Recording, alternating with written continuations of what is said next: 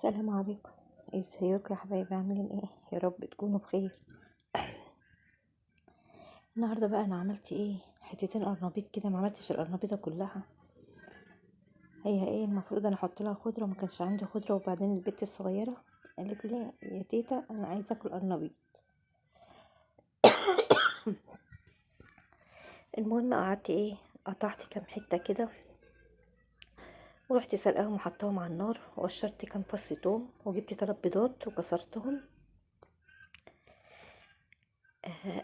يا حبايبي لو مش عايزين تحطوا بيض برضو ما تحطوش، بس تحطوا ايه، معلقه بيكنج باودر صغيره كده، هتنفشه وتخليه مقرمش وجميل. عشان اخواتنا المسيحيين اليومين دول صايمين وكده بايه بيعملوا الحاجات دي من غير بيض. قشرت فصين الثوم ونزلت عليهم ب3 بيضات وفلفل اسمر وحبه كمون، ما بحطلوش اي حاجه تانية غير كده. عايزه تحطي شطه حطي شطه، انا ما بحطش شطه. وحطيت شويه ملح ونزلت عليهم تقليب بالشوكه.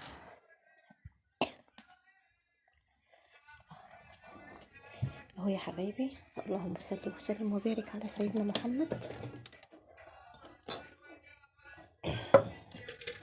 ونزلت مش لبن ده كله يا حبايبي، مش كوبايه لبن، انا كان عندي شويه لبن صغيرين نص الكوبايه كده. المهم زودتهم ايه، حبه ميه،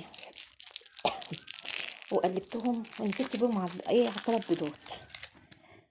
وبعدين نزلت بقى ايه بشويه الدقيق زي ما انت عايزه، يعني تبع ما تلاقي السمك بتاعها ايه يتعمل. هقلبها بقى كويس عشان ايه الدقيق ما يعمليش ايه كلكعه تكتلات. بنتي بتعيب عليا بتقولي ما تقوليش ايه كلكعه تكتلات. هقلبه كويس قوي قوي قوي قوي كده، اضربه بالشوكه لحد ايه، لو الدقيق كله ما يفك مع البيض مع الثوم مع التوابل. التوابل دي يا حبايبي اذواق، انا ما بحبش التوابل كتير. وهنا بقى ايه، حطيت حته يجي ربع القرنبيطه، ما عملتش القرنبيطه كلها عشان انا عيالي بيحبوه بالخضره، بيحط لهم حبه بقدونس، انا ما كانش عندي. هما البت طلبت مني، قلت لا ما بداش والله، انا نايمه ايه عامله لها. الاكلات دي على فكره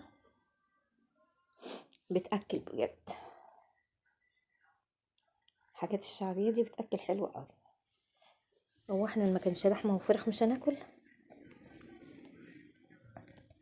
وادعوا يا جماعه ان بدخلة رمضان الحاجه ترخص عشان الناس كلها ايه تيجي. نزلت بقى ايه بالقرنبيط بتاعي،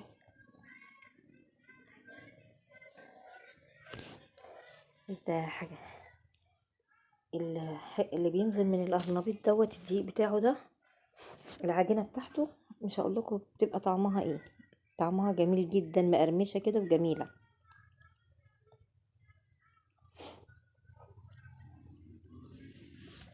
بصوا لما خد منه لون، بصوا الحلاوه يا حبايبي، ريحته جميله قوي والله، بالتوابل زي انتي ما بتحبي. تحطي شطه، انا حطيت كمون وفلفل اسمر بس، والملح. عايزه تحطي له بقدونس حطي، انا والله انا بحبه كده، انا عيالي اللي بتحبه عليه على الخلطه بقدونس.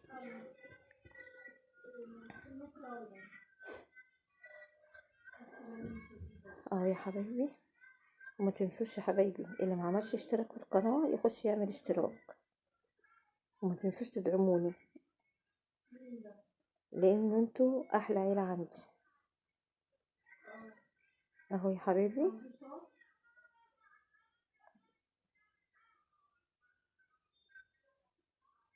بصوا الجمال والحلاوه.